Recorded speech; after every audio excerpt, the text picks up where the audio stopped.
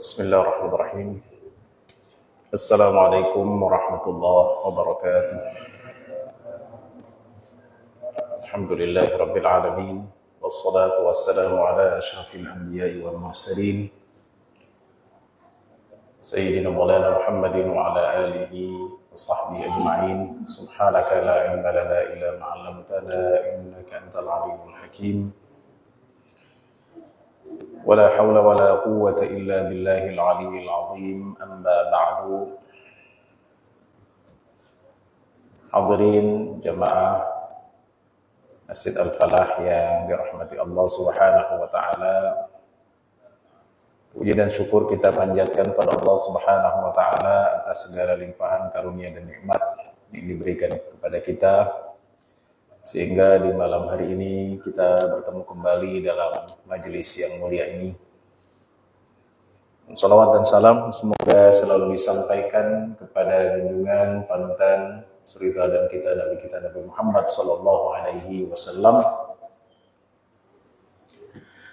beserta seluruh keluarga, sahabat, kerabat dan juga pengikutnya yang senantiasa mengikuti jejaknya dan mengamalkan ajaran-ajarannya.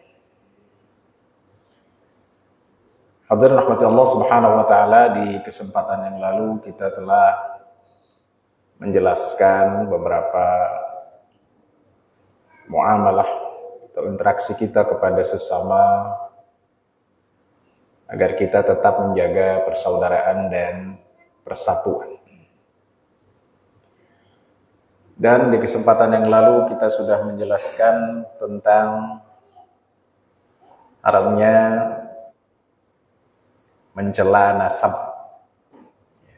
Mencela nasab yaitu nenek moyang keturunan kita, ya, atau nenek moyang kita tidak boleh dicela.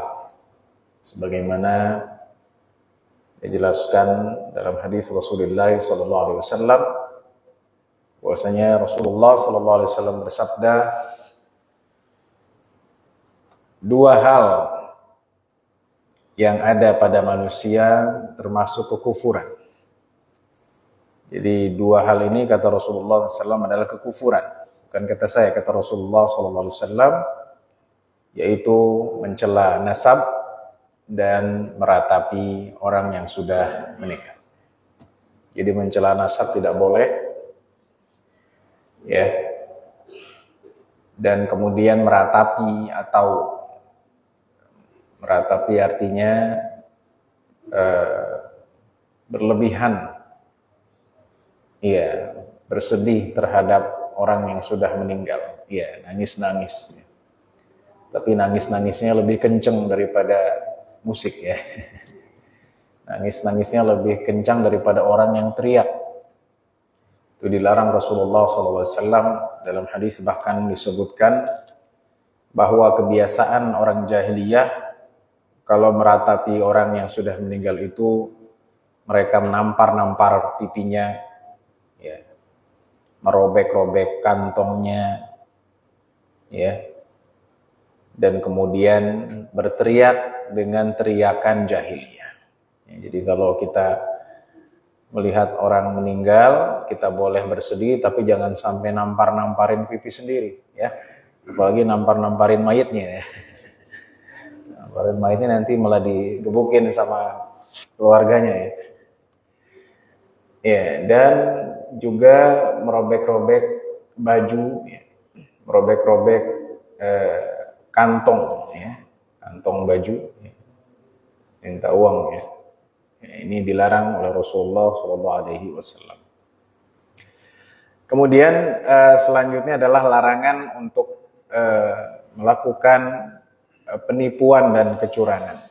Jadi ini merupakan salah satu bimbingan Rasulullah SAW kepada umat ini agar, ya, mereka bisa hidup dengan baik, yaitu menghindari yang namanya curang, atau bahasa Arabnya disebut dengan al-ghish. Itu namanya curang, ya, wal khida' dan penipuan. Di sini adalah hadis Abu Hurairah radhiyallahu an bahwasanya Rasulullah SAW bersabda, siapa yang membawa senjata ya, kepada kami ya,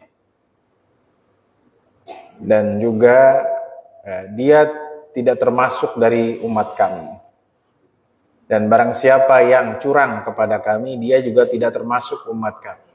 Jadi dulu orang-orang Arab ya bawa senjata ya. Iya, karena dulu Rasulullah SAW itu seorang panglima perang. Namun demikian Rasulullah SAW melarang kalau masuk masjid bawa senjata, ya, jangan, ya, bawa pedang. Nanti pas kita sholat di depan kita pedang atau di samping pedang, orang pada takut ya. Jangan mentang-mentang kita aparat, wah, lihat nih senjata saya ya, kanan kiri ya. Ya, ntar tiba-tiba takut ditembak dan seterusnya. Jadi ada unsur namanya menghilangkan ketakutan. Ya. Jadi kita tidak boleh menakut-nakuti ya, dengan membawa pedang, membawa senjata tajam. Ya. Dan yang kalau dalam konteks sekarang mungkin ini lebih kepada ya menakut-nakuti, meneror sesama. Ya. Baik itu dengan tawuran atau menakuti orang dengan senjata tajam, ya. Kita ya takuti dengan dia dengan golok ya. Padahal goloknya mainan ya. Awas nanti kalau enggak ya tusuk pakai golok gitu kan. Nah, ini tidak boleh. Juga Rasulullah SAW mengatakan, jadi tidak termasuk umat kami yang demikian. Juga orang yang curang. Bukan termasuk umat kami. Nah, di sini ada riwayat yang menjelaskan bagaimana curang itu. Yaitu hadis Abu Hurairah juga, bahwasanya Rasulullah SAW pernah melewati orang dagangan, ada tumpukan makanan. Ya. Kira-kira kalau makanan ditumpuk, makanan apa? Gorengan ya. Apa aja ditumpuk ya. Jadi makanan Rasulullah SAW, kata Abu Hurairah, lewati pedagang yang ada tumpukan makanan. Begitu hadisnya. Sobrah itu artinya apa? Tumpukan makanan. Ya. Kemudian Rasulullah SAW memasukkan ya tangannya ke dalamnya. Kita nggak bisa ya. Megang-megang beli ya. Iya. Ketika Rasulullah SAW memasukkan tangannya ke tumpukan makanan itu, Rasulullah SAW ya mendapatkan makanan yang di bawah itu basah. Kira-kira kalau makanan basah itu apa? Basi ya. Jadi basi. Jadi dia makanannya harusnya kering, tapi dia apa? Basah, lembek. Nah, kira-kira demikian. Nah, kalau di kita mungkin ini tidak berlaku karena biasanya memasukkan sesuatu ini bukan makanan jadi. Ya. Bisa jadi misalnya ya tahu atau ya, gitu. Ini tahu yang bagus, ya, 10. Tiba-tiba di bawahnya rusak, gitu ya. Iya. Nah, kalau waktu di Maroko saya membaca, ya baru saya paham. Jadi kalau di Maroko saya lihat, wah, putih-putih, saya kira, wah, ternyata di Maroko ada orang jualan tahu juga nih. Lumayan nih, saya bilang, pas saya pegang, ini tahu, bukan, ya ini adalah keju, ya. Iya, jadi keju ditumpuk ya, kotak-kotak kayaknya. Kalau kita kan keju cheddar gitu ya, di mana? Iya, sudah dikotakin. Kalau di sana masih ditumpuk begitu, jadi ngambil gitu. Saya kira tahu ya, udah lama gitu. Udah kangen sama Indonesia, boleh juga nih digoreng. Ternyata bukan. Nah, jadi kalau keju-keju ini, ya, keju itu banyak tipenya. Ini ada keju yang batangan begitu ya. Kalau dia masih bagus, dia pekat ya, dia tidak basah. Jadi kalau misalnya sudah basah itu kira-kira demikian. Ini menjelaskan ya, kalau di kita mungkin ya makanan seperti tahu ya, kita ambil bawahnya jelek. Ya, atau makanan-makanan yang sudah jadi. Ketika Rasulullah SAW melihat bahwa makanan yang di bawah itu balalan, ya, itu basah, lembek, ya, nggak bagus, ya, maka Rasulullah SAW menegur. Ya. Apa ini wahai pedagang? Ya, apa ini wahai penjual? Kenapa engkau melakukan ini? Ya. Terus kata penjualnya, asabat fussama ya Rasulullah. Ya. Bahwasanya makanan yang basah itu terkena hujan. Ya, karena dulu mungkin nggak ada tenda, ya, nggak ada. Ya, apalagi hujan ini jarang kalau di negeri Arab sana, ya. Kemudian kata Rasulullah SAW, kenapa engkau tidak taruh di atas, ya, sehingga orang-orang lihat, ya, engkau malah tumpuk di bawah. Ya. Jadi Rasul tegur. Dia alasannya kenapa nggak ditaruh di atas? Ya, kenapa basah? Ya, karena itu memang kena hujan ya Rasulullah. Terus kata Rasulullah, kenapa tidak ditaruh di atas? Ya, ya, sehingga orang melihatnya. Baru Rasulullah mengatakan, siapa yang curang kepada kami, maka dia tidak termasuk umat kami. Ya, jadi kejujuran dalam berjualan itu adalah keberkahan. Ya, jualan apa saja. Ya, mau itu jualan makanan, mau itu jualan cabai, ya, apalagi cabai lagi mahal, ya. Cabai murah, ya, seperempat berapa? Murah, 15.000, ya, ambil aja tinggal. Sampai di rumah, iya, 10% bagus, 90% rusak. Ini nggak jujur, ya. Jadi ini kata Rasulullah SAW, orang yang tidak jujur, orang yang curang, ya. Curang di sini hadisnya dalam perdagangan, dalam transaksi, maka dia tidak termasuk umat kami. Jadi dalam jualan itu yang perlu adalah quality control, ya. Kualitas tetap dipertahankan. Jangan kita jualan tapi pengen untung yang banyak, ya. Tapi kita tidak jujur, ya. Baik. Jadi itu mengenai curang dalam dagang. Ya, yang kedua adalah ini masalah muamalah, tapi sering kita lihat, cuman ini agak beda, yaitu kata Rasulullah SAW bersabda, la tanajasu, jangan kalian tanajus, pakai shin. Tanajus itu apa? Tanajus itu artinya, ya, menawar barang, ini bukan lelang, ya, menawar barang kepada penjual dengan niat agar orang nggak beli barang itu. Iya, contoh misalnya ibu beli di pasar, ya, berapa nih cabai?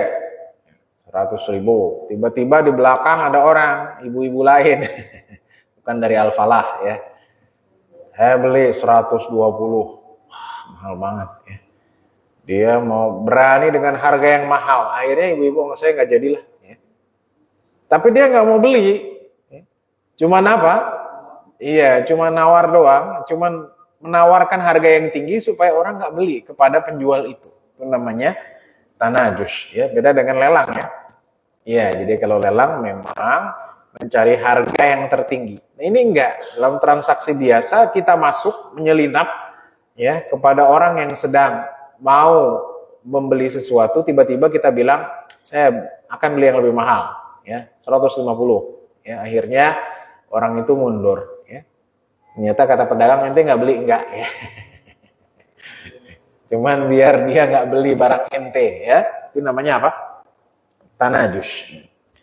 Ya, ini dilarang oleh Rasulullah SAW, ya, dari Ibnu Umar, bahwasanya Rasulullah SAW, ya, melarang dari tanajus. Jadi jangan kita melakukan ini. Karena ini merugikan pedagang, ya, jelas pedagang, ya, lebih ke pedagang sih, ya. Ya, kalau membeli nanti dia cari lagi di tempat yang lain. Nah, kalau kita misalnya tanajus terus, akhirnya tidak ada orang yang beli barang kepada penjual itu, ya. Kemudian dari Ibnu Umar juga disebutkan bahwasanya Nabi SAW diceritakan ada seseorang menceritakan kepada Rasulullah SAW bahwa dia tertipu dalam jual beli. Ya. Maka kata Rasulullah SAW, man bayata, ya, kepada siapa engkau berjualan, ya, kata Rasulullah SAW, faqul la khilabah, ya, tidak boleh melakukan kecurangan. Ya, jadi ada orang yang jual beli kemudian dia dicurangi. Kata Rasulullah SAW, bilang kepada orang tersebut, ya jangan engkau curang. Jadi intinya curang ini merupakan salah satu sikap yang bisa merusak tatanan masyarakat Islam, ya, yang bisa menyebabkan umat Islam ini menjadi rusak. Gara-gara apa? Gara-gara kecurangan. Ya.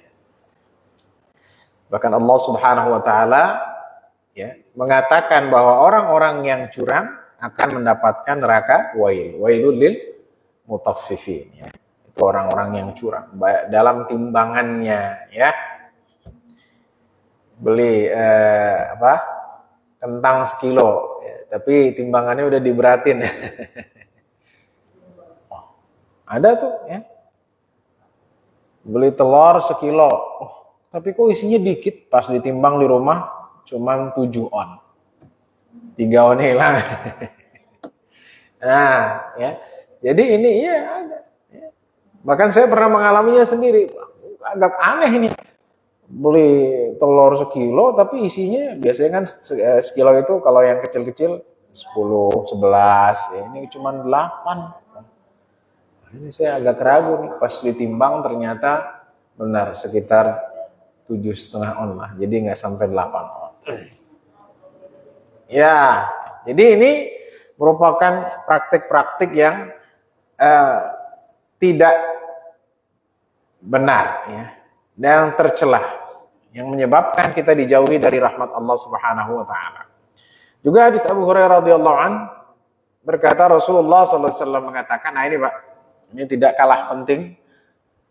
Barang siapa yang mencurangi istri orang lain, tuh, ya, mencurangi, nanti saya tafsirkan di sini.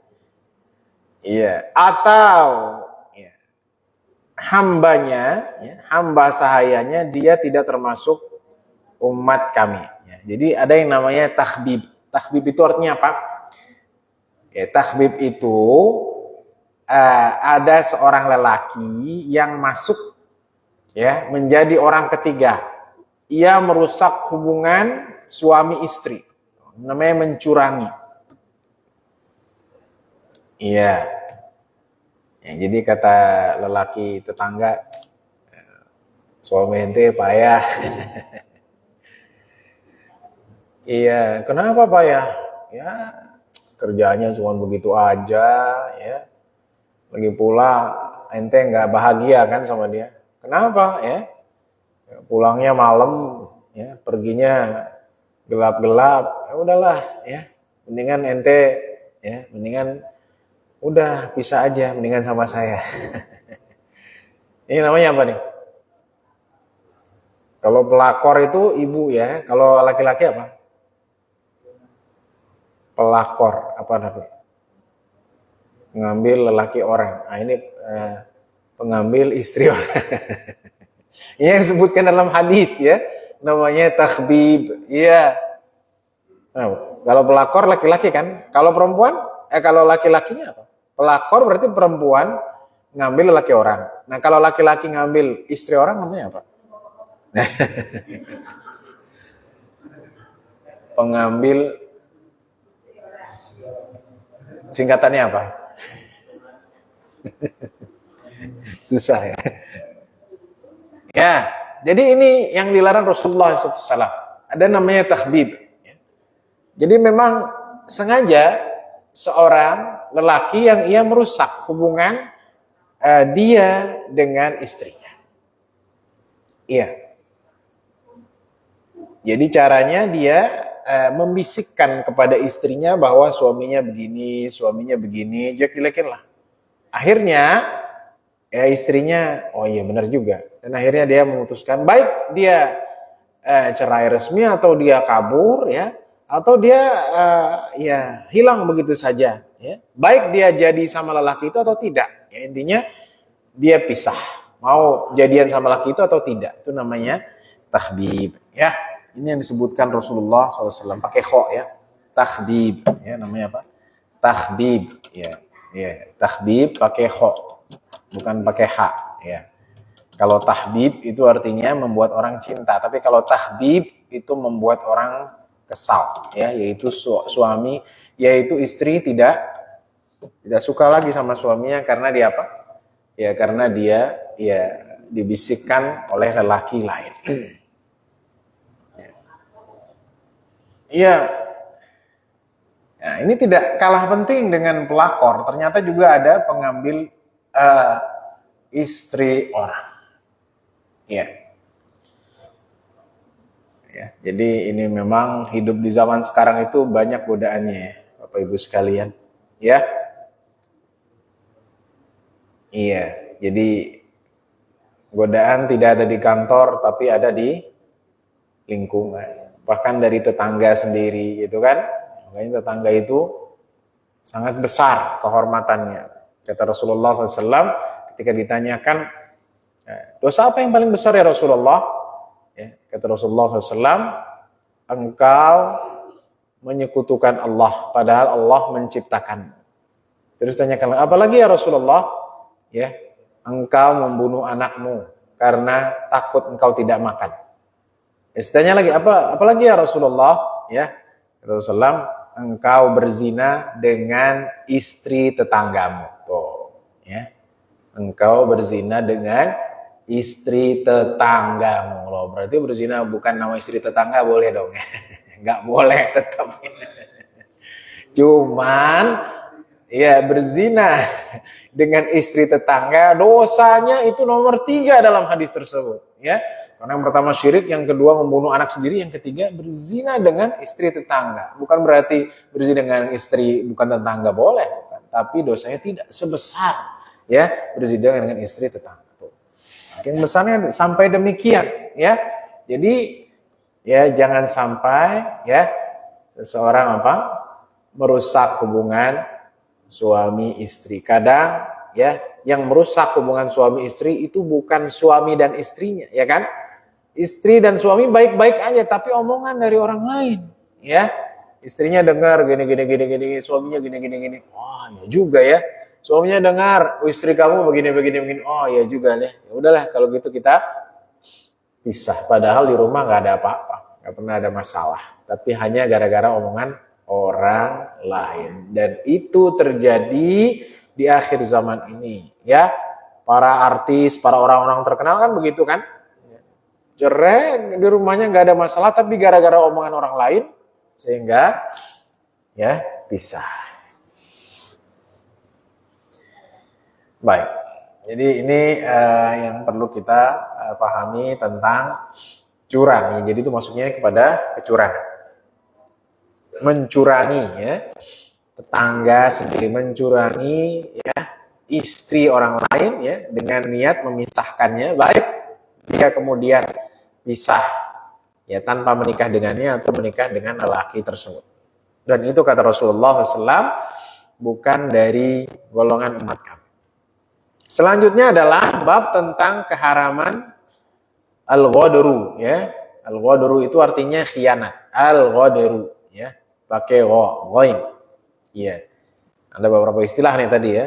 Ada najshu, at-tanajush ya, yaitu menawar tapi tidak ingin membeli. Ada at-tahbib ya, yaitu ya merusak hubungan suami istri ya, tapi yang dirusak di sini yang dibisikkan adalah istrinya ya, supaya pisah dari suaminya. Ini ada al-ghadru namanya. Al-ghadru itu artinya khianat ya, tidak menepati janji.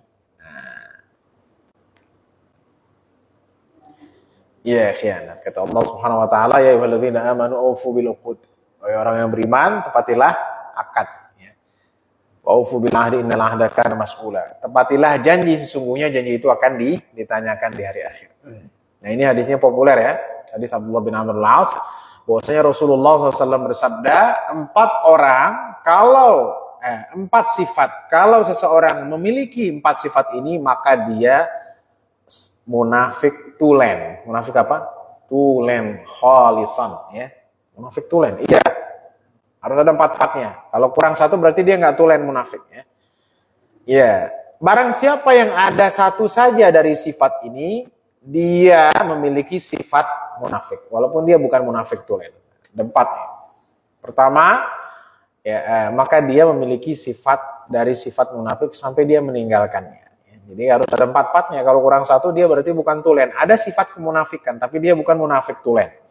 Yang pertama kata Rasulullah SAW, apabila diberikan amanah, dia khianat. Dikasih jabatan, dikasih wewenang, dikasih kepercayaan, dia khianat.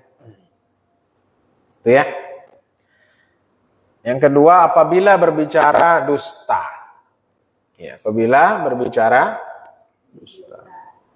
Yang ketiga, apabila berjanji ghadara, khianat. Ya. Ghadara itu khianat, kabur, ya. Ya. Makanya ghadara yughadiru artinya apa? Pergi. Ya. Jadi ada orang janji nih, ya kita bisnis ya, bareng-bareng. Oke, berapa persen investasi ya? Habis itu dibawa kabur uangnya. Itu namanya apa? Khianat ghadara ya, seperti kasus apa tuh yang dulu? First Travel ya. Iya, janji ya, pokoknya 6 bulan kalian berangkat umroh ya. Ternyata nggak berangkat, uangnya dibawa, diambil semua buat dia jalan-jalan ke Eropa dan pamer kekayaannya. Itu namanya apa? Ghadara. Ya, jadi ghadara itu khianat dan ada unsur apa? Unsur kabur, membawa keuntungan sendiri, membawa janji yang harusnya bersama-sama diambil. Itu namanya ghadara. Ya, ghadaru. Ya, al-ghadaru itu artinya apa? Khianat, yaitu larikan diri dari janji yang telah disepakati. Ya, jadi yang pertama, kalau diberikan amanah, dia khianat. Ya, kalau berbicara dia dusta. Kalau dia berjanji dia tidak menepatinya, dia kabur. Ya. Nah, yang keempat, wa idza khasama fajara. Nah ini, ngeri nih. Dan apabila berselisih, dia melakukan yang namanya al-fujur, yaitu kedurhakaan. Maksudnya gimana? Kalau lagi berselisih, dia melakukan hal-hal yang berbahaya. Ya, contohnya lagi berselisih, tiba-tiba ya dia nusuk ya, menggunakan kekerasan. Ya, ini nggak boleh. Kalau kita berselisih sama orang, satu pendapat ya udah. Ya, ane nggak cocok sama ente ya. Kamu kawasnya bawa pistol nih ya. Macam-macam. Itu namanya apa? Fajar. Ya, jadi ketika kita berselisih dalam apa? Rumah tangga. Berselisih dalam apa? Bermasyarakat. Berselisih dalam apa? RT RW. Berselisih dalam apa? Pendapat. Ya wajarlah. Kita nggak boleh fajar. Ya, jelas ya. Jadi fajar ini artinya bisa dia menusuk, menganiaya, atau membuli, itu masuknya dalam fajar. Berselisih, ya, beda pendapat, bukannya kita memberikan argumen, berselisih, ya, buat dia berselisih, bukannya memberikan argumen, tapi kita malah apa? Ente tahu apa sih, ya? Ente mukanya jelek, ya. Apa kaitannya mengadu argumen dengan muka jelek, kan begitu? Ya, ini namanya fajar, nggak boleh, ya. Jadi kalau orang yang beriman, kalau berselisih, argumen keluarkan, nggak apa-apa ya. Tapi jangan fajaro. Iya, fajaro artinya apa? Bukan pajero ya. Kalau pajero aneh juga pengen ya. Iya. Fajaro artinya apa? Dia melakukan hal yang tidak baik. Entah itu pakai verbal, ya, marah-marahin dia, ya, atau menjelekkan dia. Nggak ada kaitannya dengan perselisihan dan perdebatan, nggak ada. Perdebatan itu hal yang wajar biasa ya. Tapi dengan argumen, ya, dengan tata cara, ya, bukan dengan emosi, ya. Tiba-tiba lagi berselisih, ya, ngambil piring, lempar piring, iya, pecah piringnya. Nah ini namanya fujur, ya, tidak boleh. Atau ngambil kayu, ya, atau ngambil batu, boleh. Ya, jadi memang kalau berselisih ini tersulut emosi, maka harus ada orang yang menengahkan. Karena kalau tidak ada, itu tadi ya. Ada fujur di sini, ada perbuatan yang bisa membahayakan. Kira-kira demikian ya. Nah, jadi kalau 4 sifat ini ada pada seseorang, maka dia dianggap munafik. Ya, kalau dikasih amanah nggak pernah kalau dikasih kepercayaan nggak pernah amanah, ya. Kalau ngomong bohong terus, ya. Kalau janji kabur terus, ya. Aneh bayar, insya Allah. Kapan? Ya bulan depan aneh lunasin. Bulan depan ngilang. Ya, udah nggak ada lagi orangnya. Ya. Yang keempat adalah kalau setiap kali berselisih dia melakukan hal-hal yang durhaka, yang membahayakan. Kira-kira demikian. Itu namanya fujur, ya. Entah yang membahayakan atau yang menjelekkan, ya. Lawan selisihnya atau debatnya. Itu nggak boleh. Nah, itu sering kita dengar. Nah, ini yang yang mungkin kita jarang dengar. Itu hadis Mas'ud, Ibnu Umar dan Anas. Mereka berkata, Rasulullah SAW bersabda, likulli ghadirin liwa'un yawmal qiyamah. Tuh, setiap orang yang khianat, yang kabur dari janjinya, dia akan membawa bendera. Tuh. Bendera, ya, bukan bendera Indonesia. Itu orang mana? Indonesia. Sini Indonesia ya. Orang mana? Orang Malaysia. Tapi bendera itu bendera ada tulisannya. Wadaratu fulan. Ini adalah khianatnya si fulan. Kenapa? Karena dulu dia kabur ya dari janjinya. Tuh, janji katanya mau menepati janji, komitmen ternyata tidak komitmen. Gimana tuh? Iya, bapak janji nggak kawin lagi. Si bapak dulu bilang nggak kawin lagi, ternyata dia qadrah ya. Ya. Nah, jadi apa? Jangan kita gampang menebar janji. Iya. Nanti pemimpin ini, wah, qadratu fulan, dulu saya berjanji kalau saya jadi DPR, kalau saya jadi wakot, kalau saya jadi presiden, begini-begini. Nanti dia bawa itu. Ya, bukan kata saya, kata Rasulullah. Bawa benderanya, bukan bendera saya presiden, saya dulu jadi wakot atau gubernur. Tapi ini saya dulu pernah apa? Pernah kabur dari janji saya itu. Jadi ngeri, Pak. Ya, jadi jangan orang kadang menganggap bahwa jabatan itu mantap ya, pokoknya kalau prestis ya, kalau engkau jadi gubernur mantap. Enggak, kalau kita tidak bisa menepati janji, nanti di hari akhir kita bawa bendera, dan bendera itu bendera jelek ya. Berarti bawa bendera tulisannya apa? Wadaratu fulan ya. Dulu saya pernah ya tidak menepati janji kepada rakyat. Ya kalau satu orang, kalau seluruh rakyat Indonesia gimana? Nah, itu. Iya, hati-hati ya. Karena ini yang namanya al-ghadru ya. Al-ghadrah itu nanti di hari kiamat ya, tandanya bawa bendera gitu. Mungkin benderanya kecil Ustaz, kayak waktu 17 Agustus. Ya. Bawa yang itu ya, merah putih. Bendera jelas tulisannya. Orang membaca semuanya. Qadratu fulan ya. Jadi jangan sampai kita melakukan atau kabur dari janji. Ya. Karena kabur dari janji adalah khianat. Karena kabur dari janji adalah hutang ya. Jangan menebar janji kalau tidak mampu. Itu dosa. Ya walladzina amanu lima taquluna ma la taf'alun. Wahai orang yang beriman, iya.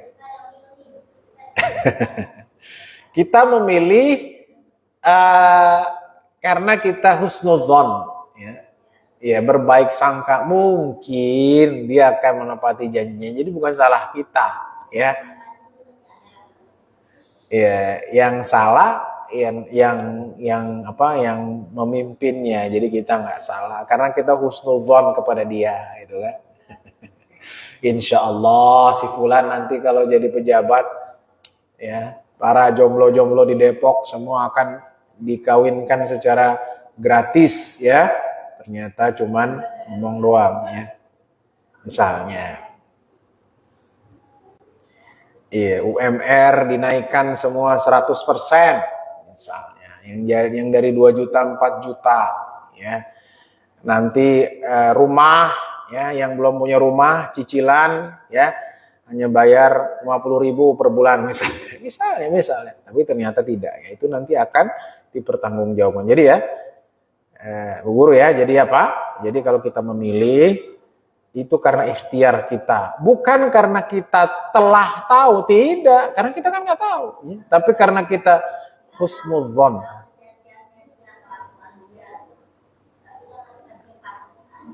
Oh, kalau kita tahu ya pilih yang lain, yang kita belum tahu. Yang kita belum tahu. Tapi kalau kita sudah tahu, jangan. Tapi rata-rata gitu sih ya. Gimana dong ya? Jadi itu udah kayak kebiasaan. Makanya kalau waktu saya beberapa kali dulu waktu ke Australia beberapa kali gitu, saya lihat lagi kampanye gitu, saya tanya, oh ini nggak ada janji-janji? Dia bilang di sini mau orang kampanye malu nebar janji. Oh gitu, saya bilang nggak laku di sini. Bagus juga nih orang kafir ya. Iya orang kafir kan Australia. Tapi nggak ada tuh. Kalau saya jadi pemimpin, UMR naik. Enggak, udah gitu aja. Slogannya ini untuk kemajuan Australia. Udah enggak. 1, ya UMR naik. 2, KPR murah. 3, pajak dikurangin. 4, karpet masjid diperbarui semua ya. Misalnya. Ada. Kata orang sana, enggak laku orang begitu ya.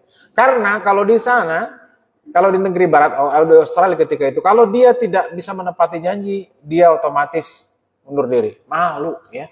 Jadi di sana orang kafir yang nggak beriman kepada Allah, tapi apa? Nah ini, ya. Ada janjinya ya. Kalau di sini nggak punya muka ya, mukanya muka tembok ya. Wah janji ya. Yang penting apa? Yang penting saya nanti dipilih. Masalah janji belakangan. Itu. Jadi udah kebiasaan memang, ya. Jadi yang kita pilih siapa? Ya, ikuti sesuai hati ya.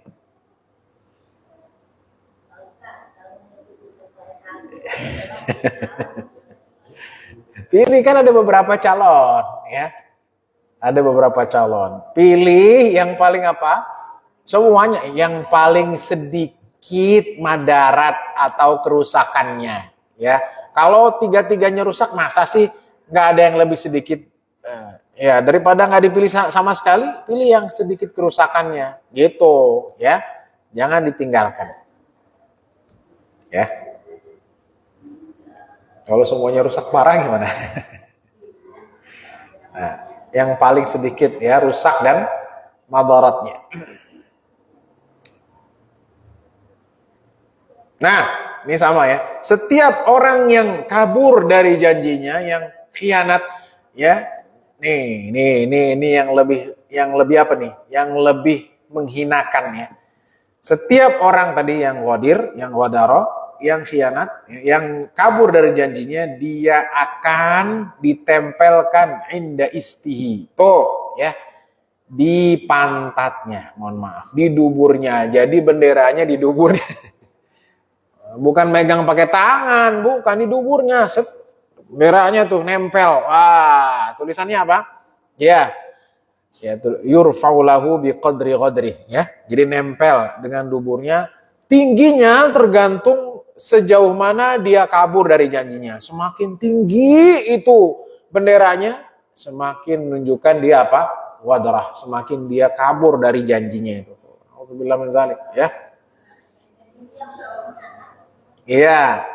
Ala wala ghadira a'zamu ghadran min amiri ammah. Itu kan Rasulullah ya. Ingatlah tidak ada satu ghadrah, tidak ada satu khianat yang lebih besar daripada seorang amir. Amir itu apa? Amir itu pemimpin terbesar, bisa presiden, bisa raja kepada rakyatnya. Berarti kalau presiden, kalau penguasa, kalau pejabat dia kabur dari janjinya, maka benderanya paling panjang dan tinggi. Nempelnya di mana? Di duburnya. Bukan dipegang pakai tangan, bukan. Indah istihi. Tuh, di belakangnya. Nah, itu. Makanya baca hadis ini sahih ya. Hadis Muslim. Nggak pernah dengar kan? Ya, harus baca hadis-hadis ini. Ya. Iya, jadi jangan, tenang aja nanti aneh pegang bendera di belakang ya. Oh, indah istihi di sini belakang. Ke atas semakin tinggi semakin apa? Semakin besar. Ini kata Rasul ya. Kata Rasulullah tidak ada ya, tidak ada khianat yang lebih besar. Tidak ada orang yang kabur dengan janjinya lebih dari seorang pemimpin kepada rakyatnya. Itu kan jelas. Amir itu artinya apa? Pangeran. Jadi pemimpin tertinggi lah. Ya bukan pemimpin yang di bawah-bawah, bukan. Ya. Gitu ya. Jadi ini menunjukkan ya, berat nih. Kalau yang dengar yang jadi calon pejabat ini, oh jadi jabatan itu bukan prestis dan kesenangan, tapi apa? Amanah. Nah, yang terakhir hadis Abu Hurairah dari Nabi SAW bersabda, ya Allah SWT berfirman, 3 orang yang ini kata Nabi ya, 3 orang yang aku akan jadi musuhnya. Jadi Rasul menjadi musuhnya di hari kiamat. Siapa itu? Oh, ada 3 orang. Iya, musuhnya Rasul di hari kiamat ya. Karena kita kan nggak ketemu Rasul. Yang pertama adalah rajulun atabi summa ghadara. Tuh, ya. Seseorang yang diberikan ya denganku, artinya diberikan jabatan sepertiku, kemudian dia apa? Kabur ya, tidak menepati janjinya. Nanti aku menjadi apa? Musuhnya di hari kiamat, dimusuhi oleh Rasulullah SAW. Mau nggak kita dimusuhi oleh Rasulullah SAW? Ya, kita mau jadi teman Rasul di hari kiamat atau menjadi musuh Rasul? Kalau kata Rasul saya jadi musuhnya, masuk surga apa masuk neraka? Neraka. Ya. Seorang yang tiyabi diberikan sama seperti aku, yaitu kepemimpinan, tapi dia apa? Wadara, dia tidak menepati janjinya sebagai pemimpin, dia kabur, tidak menepati janjinya. Yang kedua, seseorang yang menjual orang yang merdeka. Ya. Dulu perbudakan ada kan? Nah sekarang orang merdeka dijual, perdagangan orang. Ya, kemudian apa? Dia memakan uang tersebut. Oh ya, ini nih. Kalau sekarang istilahnya perdagangan jual orang, nah, itu jual orang ada kok. Ya. Orang 6 tahun yang lalu viral di OLX itu seorang ibu jual anaknya 2 juta. Ketika ditangkap orangnya, kenapa Bu jual anaknya? Saya takut nggak bisa makan. Gitu. Karena anaknya banyak ya, 6 orang mau apa 5 ya dijual lah 1 lumayan kan. Nambah buat lauk dia begitu. Ya. Jadi seseorang yang menjual orang bebas merdeka, jadi bukan zaman perbudakan ya, memang merdeka tapi diambil uangnya, diambil keuntungannya, diambil uang daripada penjualan. Yang ketiga, nah ini nggak kalah penting nih. Dan seseorang yang istajaro ajiran, dia menyewa, dia memperkerjakan ya karyawan, ya dia menyewa jasa, ya fastaufa minhu, dia ambil jasanya. Dia ambil keringatnya, walam yu'tihi ajrahu, tapi upahnya nggak dikasih. Nah nggak?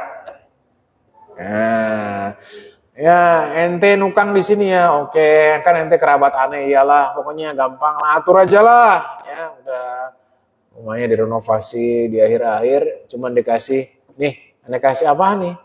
Ya ini sekedar, ya, tentunya, kirain uang begitu, ternyata cuman parcel buah gitu. Nah ini ya, kalau kita memperkerjakan orang ya, kita mengambil jasa orang, maka penuhi haknya. Rasulullah, berikanlah orang yang bekerja denganmu upahnya sebelum kering keringatnya gitu ya.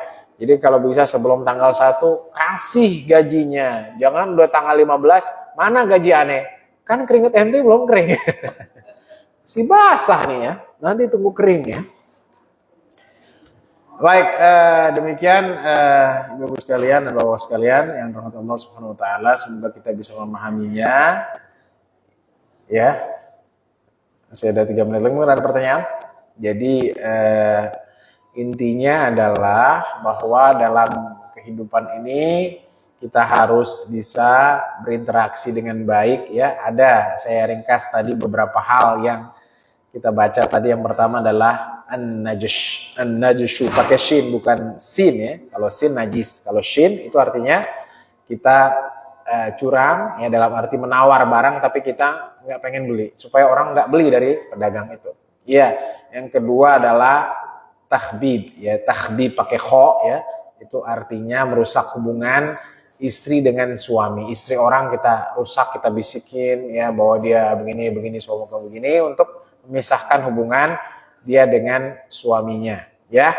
Yang ketiga itu adalah al-ghadru ya. Al-ghadru itu artinya khianat, tidak menepati janji. Tadi Rasulullah SAW bilang tidak ada ya khianat yang lebih besar daripada seorang amir, seorang pemimpin tertinggi kepada rakyatnya. Jadi ini yang bisa kita pelajari pada malam hari ini. Semoga Allah Subhanahu wa taala memberikan kita ya kesehatan ya, dan memberikan kita kekuatan untuk selalu berbuat baik ya, memperbaiki hubungan kita kepada Allah dan kepada manusia.